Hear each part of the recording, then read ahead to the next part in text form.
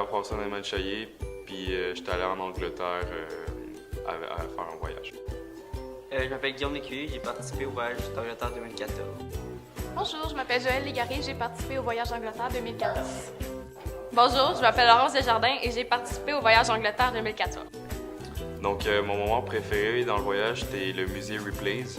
Donc, c'est comme un peu un musée, mettons, des World Guinness Records, mais c'est avec plein de trucs bizarres. Puis c'est le fun parce que tu peux interagir dans le musée, tu as plein d'activités. Par exemple, tu as une course de laser, tu avais des illusions d'optique. En tout cas, c'était vraiment le fun. Mon moment préféré, ça a été le musée de cire. Je m'attendais pas à ça au début, j'étais un peu sceptique à l'idée d'aller voir ça, mais c'était vraiment impressionnant. Les décors, même les personnages, étaient vraiment magiques. Je vais toujours m'en rappeler, je pense. Durant le voyage, on a utilisé une fois un autobus voyageur pour faire un tour guidé de Londres. Sinon, le plus souvent du temps, on prenait le métro pour promener partout dans Londres. Il y avait beaucoup de monde dans le métro, mais c'était quand même le fun. Tu pouvais voir tous les gens de Londres avec leur routine et tout. On a pris le train aussi pour sortir un peu de Londres. Sinon, on a pris un autre autobus voyageur aussi pour aller jusqu'à Stonehenge. Puis c'est sûr qu'on a pris l'avion pour s'en venir jusqu'en Angleterre. C'était pas mal tout. Pendant le voyage, j'ai eu quelques moments cocasses, comme la fois où on était en autobus, puis il y a eu un accident de vélo juste devant l'autobus, puis on est resté pogné 15 minutes dans l'autobus à plus pouvoir avancer à cause du vélo. Sinon, à un moment donné, le soir, il y a un groupe d'élèves qui sont allés prendre une marche avec Sylvain et Linda, je crois.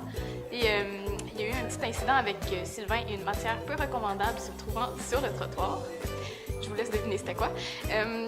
Il y a une autre chose aussi, tous les soirs on se retrouvait pour aller jouer aux cartes ou en bas dans l'hôtel ou dans le train.